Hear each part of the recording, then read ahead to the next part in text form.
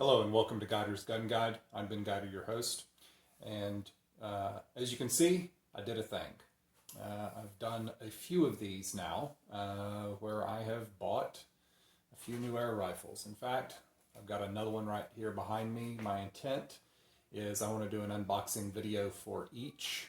You'll notice from my shirt, this is actually, I'm videoing this right after the previous video with my youngest reviewing his Daisy Model 840. So I've now moved up to more the adult class air rifles here for the review. And so I've got another one back here that I'll be doing right after this. So here we go. This is the Daisy Powerline Model 901. As I look at the different air rifles, this one, I put it in a similar category with the Daisy Powerline 880 as far as, you know, power levels and target market, I think, pricing, that sort of deal. The Crosman 2100B Airmaster Model 77, Remington Airmaster 77, the Winchester 1977 XS or 77 XS. These all seem to be about the same power levels, close to the same price points. The Remington and the Winchester are marketed, of course, with the branding and everything. There seems to be a price premium on them. But they're all marketed more or less around the same power levels and around about the same price points, more or less targeting about that same market, right? These are your more powerful multi-pump pneumatic air rifles straight from the store. Oh, I'm sorry, I forgot one other, the Crosman Legacy 1000, okay? I'm going to have an entire video dedicated just to the Crosman 2100B, Legacy 1000, and the Remington Airmaster 77. These are all three similar air rifles on the same platform. Anyway, shouldn't talk about that. Let's talk about this one. So, Daisy Model 901. Just reading the box here. So just reading the box here, we have 800 feet per second maximum velocity. There's no indication there if that is with lead pellets, light alloy pellets, or BBs. This is marketed like the other ones as dual ammo, that being BBs and pellets. Caliber is .177. It is a multi-pump pneumatic, 1-year warranty. Let's see, fiber optic front sight. And let's flip it over, see what we got on the back. So, rugged, durable, composite, stock, and forearm. Some of the stuff I read actually raised my eyebrow about the type of material, some of the reviews and, written reviews and stuff I'm seeing. So, kind of made me look at this. It's kind of interesting because it's different from the Model 880, Daisy 880. Dovetail grooves for scope mounting here at the top. Adjustable rear sight. It looks like it's just elevation adjustable. The little plastic, it's notched elevation, so it's not fine adjustment. A rifled steel barrel, but it looks like this is the fairly standard in this price point, or these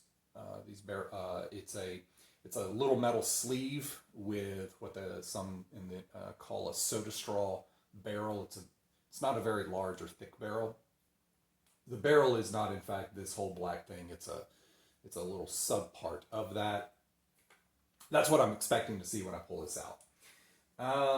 Let's see. For ages 16 or older, 50-shot BB capacity, single-shot pellet, max shooting distance 291 yards, overall length 37.6 inches, and it looks like 3.1 pounds, which is about standard again for this type of air rifle in this market, or in this price point and everything.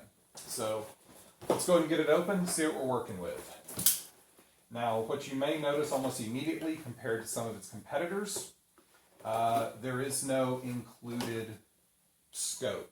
A lot of people will see that as a pro, not a con, because frequently the scopes that you get with these budget air rifles or cheaper air. Okay. They tend to be a cheap, useless scope in the first place.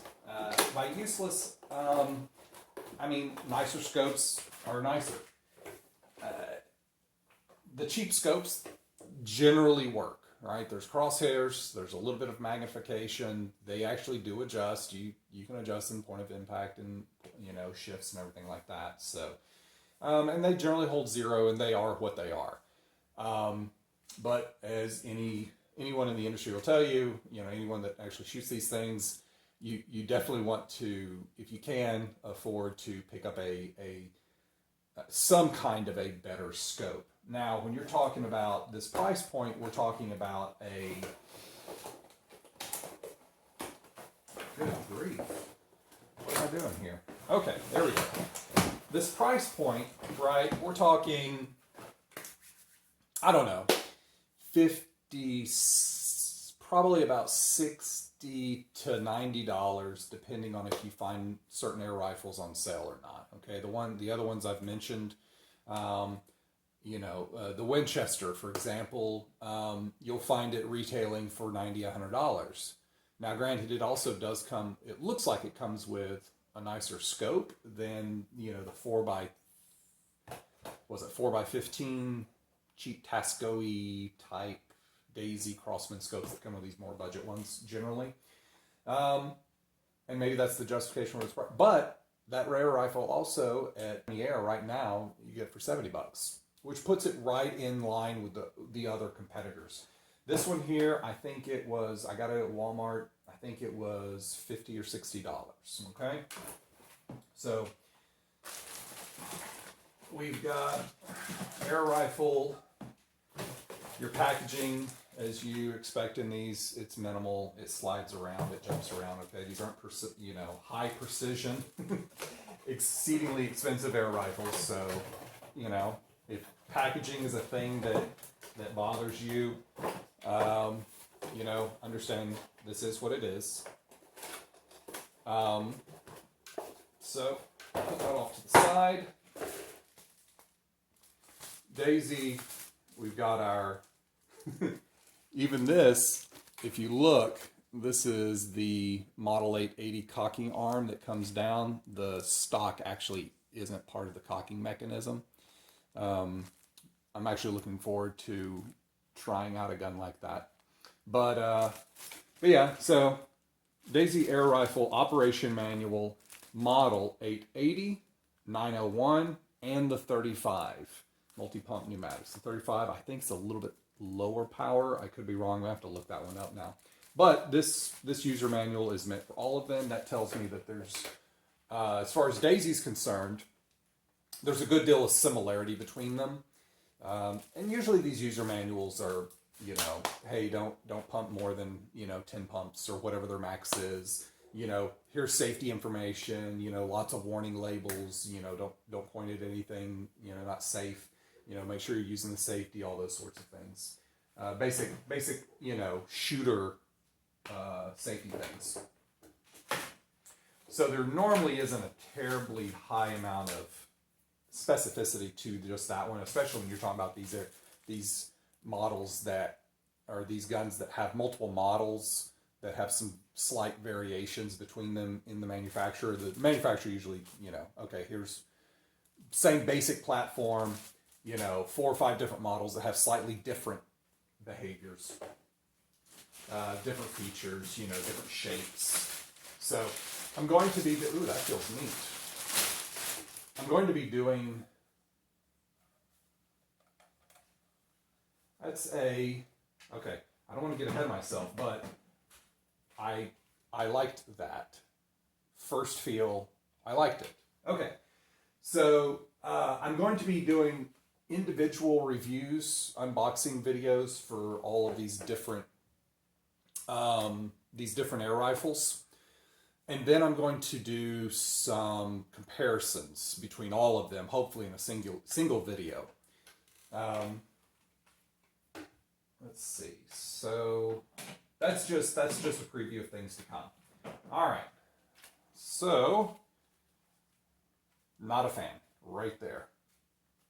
First off, and I thought I wouldn't be. As soon as I saw it in profile, because this is all you see in a picture, and you're like, oh, okay, that's pretty neat.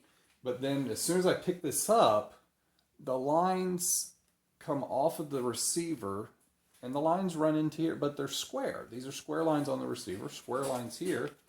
And so now, you know, the side here, it's flat, very blocky. It doesn't, it's not ergonomic, right? That's not ergonomic, guys. So, but, oh, there goes the cocking arm. But,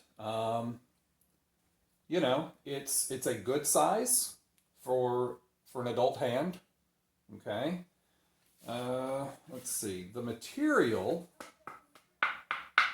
I'm going to tell you this material compared to some other air rifles in this class, certainly compared to the Airmaster 77, the 2100, Crossman 2100B, this has a more solid sound. It's not as, the plastic doesn't sound as cheap. The coating actually feels nice. That was something I was interested to see, because that's actually one of the comments I've seen in reviews about this air rifle is the feel of this. It's plastic, okay? It's plastic. But the feel of it, I mean, you can hear it. It's still plastic, but it sounds different. I don't know if that means anything, but it doesn't sound as... Here. Let me just show you. Here, so you can hear it side by side. This is my Remington Airmaster 77. This is the same as a Crossman 2100 or the Legacy 1000.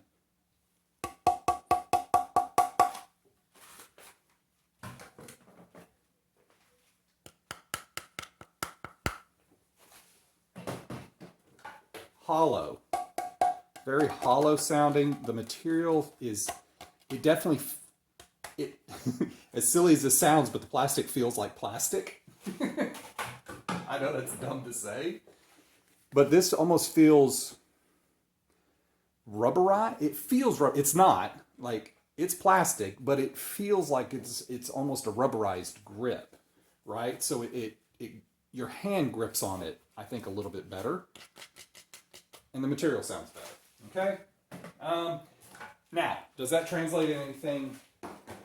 Does that translate into anything that's materially important? No, that's just, it's just one of those small shooter owner aesthetics thing. You know, what does it mean? In the long run, I don't know. But it feels nice. Definitely that grip, if it was, you know, let's say this got wet, you know, sweaty hands, or you got, you know, maybe you're in the range shooting. I don't know why you would be. Maybe you are. It could happen, right? But let's say this is wet. This feels like it's going to give me a better grip and a better purchase. I've always wanted to use that word. I've heard other smart people use it, and it makes me wonder, you know. Yeah. Anyway, it feels like it's going to, I feel like I'm going to have a better, I mean, the grip on this feels a lot better than that Airmaster 77. So, just right off I didn't mean for this to turn into a comparison, but I needed you to understand what I was talking about with that feel. And I know I spent a lot of time just there, but moving on. The receiver here is black plastic, but it has that same material. Even the receiver, it's a different plastic feel material. It feels solid. If you can call a plastic receiver solid, this feels solid. Here's another thing. I'm getting no flex or torsion, actually. You know what? I've got a stabilizer on there, don't I, with this? Let me see. Sorry, I did not anticipate a zip tie, so I did not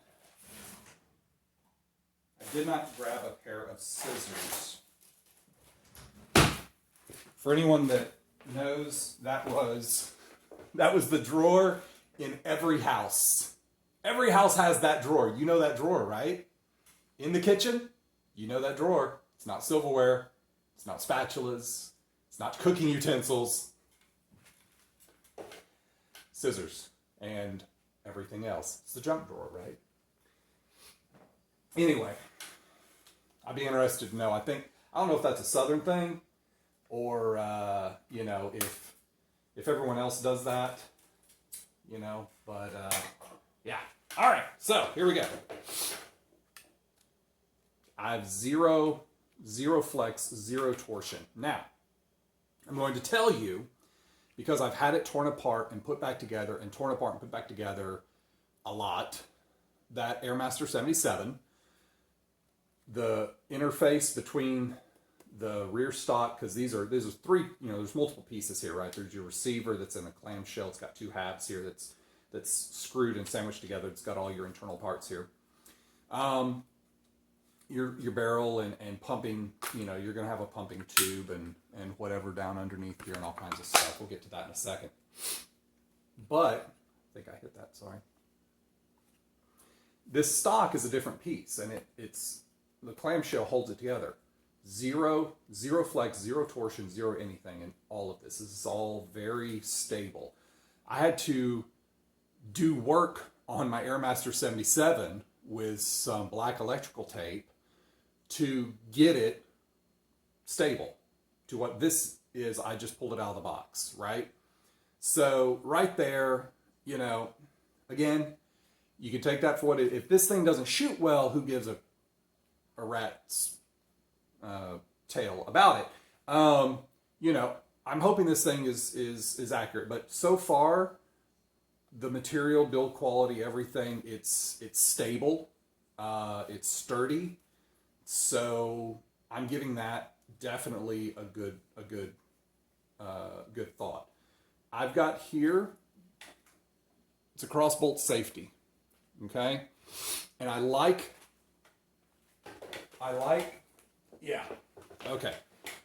the safety here. If I'm going to put a safety on here on the trigger guard, I like it here at the front, not back here. Did you see I got to really bend my finger back to get to this rear spot? This is where the Craftsman puts their safety. Not a fan. Never liked it. The location. It's functional. It does its job. Give me my safety up here. Okay, that's where I want it. Okay, personal shooter preference. Now, you notice, you're like, Ben, that thing's not on safe. You're right, it's not. I've been pushing on this, trying to make it go. It looks like the safety on this, and I've come across this on several guns, right? The Ruger 1022. My Pistoff does this as well. You can't engage the safety if the gun's not cocked. So if this doesn't happen, that's actually, you can use that as an indicator, if you will, of, hey, your gun's not cocked. Okay, cool. I'm guessing that's what this is. So as soon as I cock this, wow, that was easy. That was super easy. Okay, there we go. We just engaged the safety. I cocked it, so theory confirmed. I'm going to take a look in here. Now I know this is fresh from the factory. It's brand new. There shouldn't be any ammo in it, right? Safety. Okay, safety. So I'm taking a look. I've got it open. You see the bolt here. I've got the bolt pulled to the rear. I'm looking in here trying to see if I can see anything. Okay, that's just the way I am. Okay, I put in that extra effort on the safety, make sure that this gun is not loaded. I do this with all my guns. Sometimes I forget. Okay, I'm not going to tell you I'm perfect, but I make it a point to make almost obsession over. I will know whether this gun's loaded or not, and I will always treat it as though it is loaded, even if I'm 158% certain it's not loaded. Okay, it's still going to be treated as though it's loaded. Anyway, there's your little safety kick. So this should also not be pumped right now. So as soon as I pull this trigger, I expect to just hear click, or something of that nature, no shooting. Let's listen. Click. Okay, cool. So however the hammer functions in this gun, or the striker, or whatever method they use in here, super easy to cock. Super easy to cock. Oh my God, that is super easy to cock. I've pulled triggers that were heavier than that. Now, for any of you that know anything about air rifles, the Crossman designs, you're cocking a spring. You're pulling against a spring that you're cocking the hammer back with, and so you've got to pull that spring back and compress it. And part of the design characteristics of Crossman is that spring is it goes into how much air gets released in the valve. It goes into the power and everything else, the velocities and everything that gun can achieve. So I'm kind of curious, because that's how I understand air rifles to work, is I wonder how this guy works, right? That is a very interesting mechanic there, that there's almost nothing to cocking this thing. Switching the safety, it's sturdy. There's no wiggle. It's very deliberate. It's crisp. It's on. It's off. Done. Well, sorry. It's on. It's off. That's great. Like, I like that. So far, I'm really impressed with fit, finish, build quality of everything I'm looking at so far. Okay? So, test the safety. Good. Pull the trigger.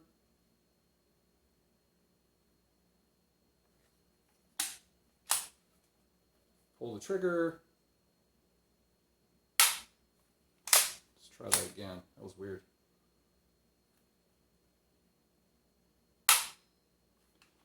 Fairly long travel.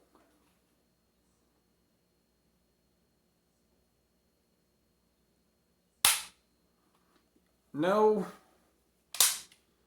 discernible stages either. It's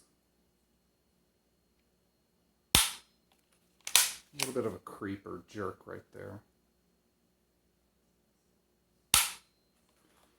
So pretty much just a straight single pull. There was no indication to me of when it was about to break. It just broke. You know, I don't hate it. Again, I keep comparing this to the other air rifle that's similar, or that I've got that's in this same weight class, if you will.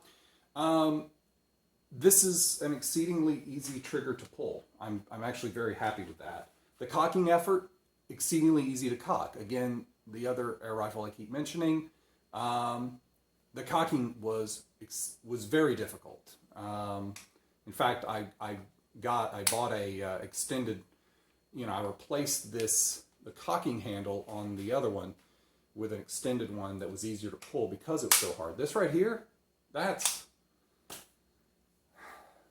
I like it. I really like it. Now, I did just get done saying that I've had triggers that were harder to cock or harder to pull than this thing is to cock. Okay? Here I have a Lineman trigger pull gauge. I only just thought to do this. Okay, I'm doing this as I go.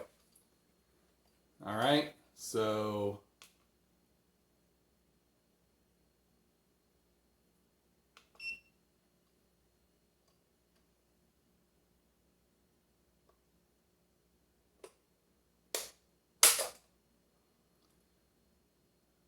£4, 12.8 ounces, 4 pounds, 12.8 ounces.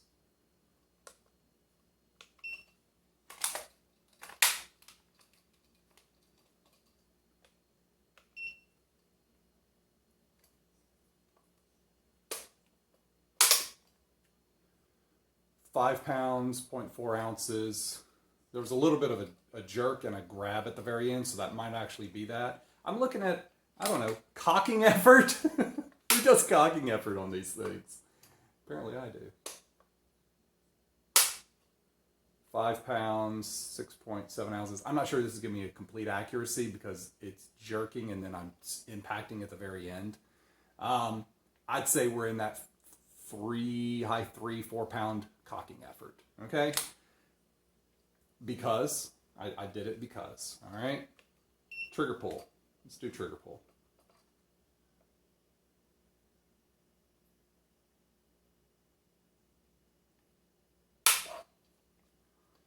Uh, 5 pounds, 10.9 ounces. I'm worried that I'm getting the same effect here, though.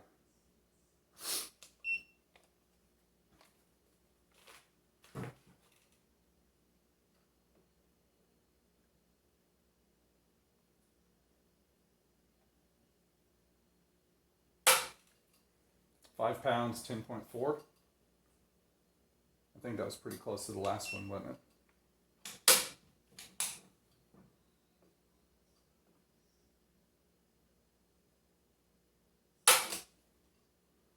£5, 11.4. Okay, well, I'm going to call that pretty good. That's pretty consistent. Consistent on the trigger pull, right? 5 pounds on a trigger pull. And so what do we know about that? It's not target match grade, is it? But I'm going to tell you, it doesn't feel bad. Like I'm not killing myself trying to pull it. I mean, it's 5 pounds. That's a heavy trigger, anyone that knows.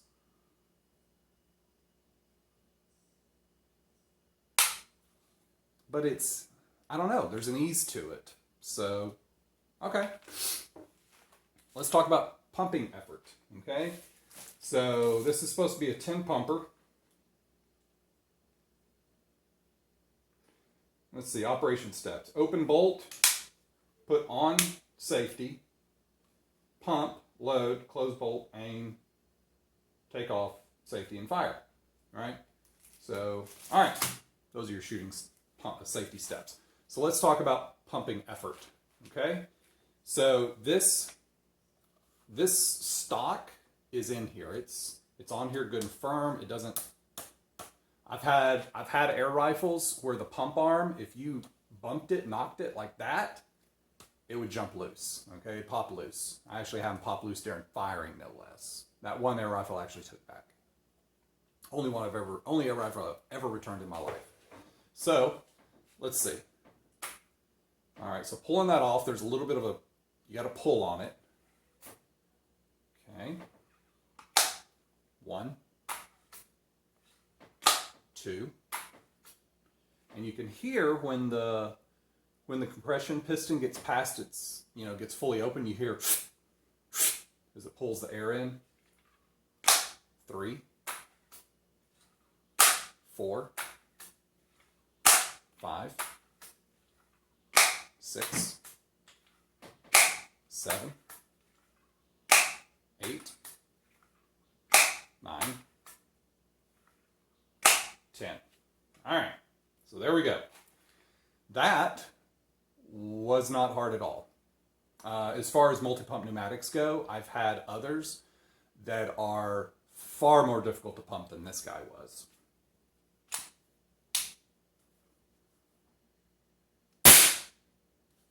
That's in a kitchen. Noise level is what it is. So yeah, easy enough to pump. I've had worse. I've had much worse. That guy was easy to pump. Now, what kind of velocities am I going to get out of that easy to pump, right? Because usually your effort, your cocking effort, your pumping effort goes into how much air is being compressed, because the more you're compressing, the harder it is compressed, the harder that pumping effort is. And so the fact that was so easy, so we've got what was it? 800 FPS claim. As it is, I have got a spread of different pellets. I've got all the Crossman 7.4, 7.9, 10.5. I've got JSBs coming from 7 all the way up to 10 plus. I've got some lighter pellets. I forget what those are. I think I've got some Alloy 177. So I'll be interested to see if I'm able to hit the claimed velocity. Now, as y'all may know, I'm not a huge fan of comparing and rating air gun to air gun by manufacturer stated velocity, because that doesn't tell me anything. Did the manufacturer get that velocity with an exceedingly light pellet that no one's ever going to use in their gun because it's not accurate for that gun at all? In which case, that velocity doesn't tell me anything, right? What matters is energy, okay? What's the muzzle energy and what's the energy at the target if you're using this for some sort of pest control or hunting or what have you, small game hunting. You know, don't go buffalo hunting with this, okay? There's your another safety point. So, you know, when a manufacturer tells me velocity on the box and they don't tell me what they use to get that velocity, I really don't care. I can't compare apples to apples. I can't look at their gun and look at someone else's gun and say which one is shooting is a more powerful air rifle. We don't know. Because the one manufacturer maybe used a 7 or 8 grain lead pellet. Someone else might have used a 4 or 5 grain alloy pellet of some kind, PBAs or something. Another one might have used the BBs for their velocity, but if they're not telling me what they used, that doesn't tell me anything, okay? So energy levels, I would love if American manufacturers went to energy levels, but as we know, it's a marketing question. Americans like to see big numbers on their boxes when they buy stuff, right? Even if they don't understand what that big number means, they want to see the big number. Okay, this one's got 800 something, right? This one's got 1,000 something. This one's got 1,400 something. But what do those numbers mean, right? If you learn nothing else, I hope my channel is educational for you about air rifles and what these numbers and what these values and what all this stuff means. So what matters is, you know, if you are talking about velocities, presumably that's because you expect to kill something with the air rifle, right? Pest control or small game hunting, right? If you care about those velocities, that's probably what you're doing with them. Looks like I'm reaching video size limit here pretty soon. So anyway, I'll be closing this up. The rear sight, it's the notched ramp design, but you see it also has the little screw for windage, so it is adjustable for windage and elevation to a point. I'm going to end up putting a scope on this, so I don't know if I'll even try shooting it with iron sights. I might just for the heck of it. Anyway, there's the unboxing video for a Daisy Powerline 901. And thank you for watching. I hope you enjoyed it. Don't forget to hit like and subscribe, and we'll see you next time.